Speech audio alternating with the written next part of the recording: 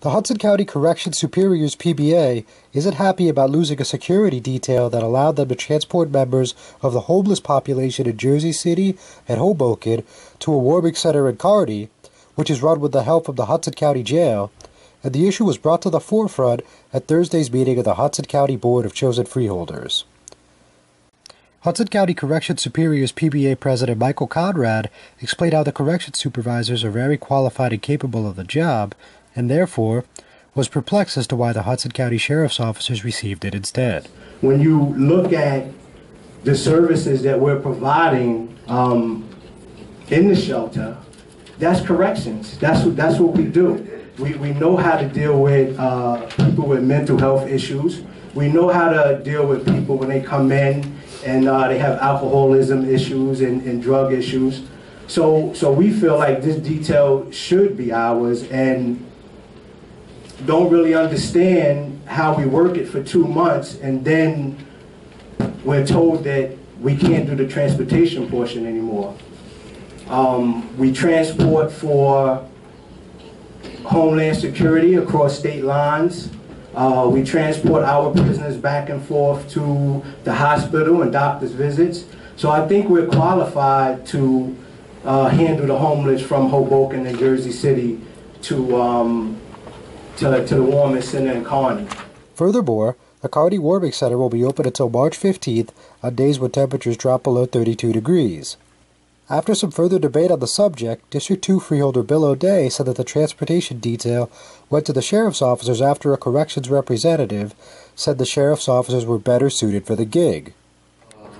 Officers Union this year, whether they had any desire to do this. So I know one of your remarks were no one else wanted to do it. The reality of it is that the administration initially took a position that based on issues that they had last year, when there was a different president of that union, that they weren't even going to bother to ever ask them.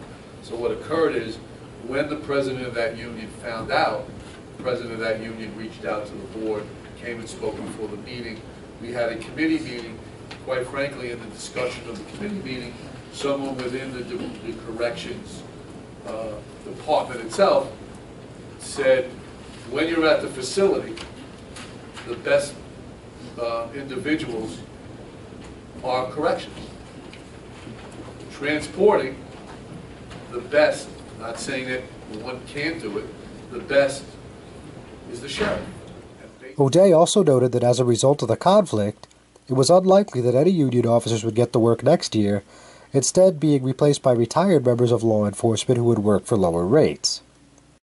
After O'Day and District 5 Freeholder Anthony Romano continued to stress that the corrections officers turned down the transportation detail, Conrad decided not to argue anymore and just called for fair compensation for his union members. All I'm saying is that dedicate the same $1,800 that we were getting before to our union. We're not asking for any more money as far as the day goes and what was approved for the budget in December. All we asking is for that same $1,800. We're losing 6 hours off the detail. A third of my membership will not be able to work because the hours are going to change. So if I come to the county in a good faith effort to take over a detail, regardless of who was asked and who wasn't, and jump right in on the same day over a holiday weekend, and now we're being asked to change it, and we're losing hours. All I'm asking for is to be compensated, that's all. The measure was unanimously approved by the board. I'm John Heides with the Hudson County View, the eye of the community.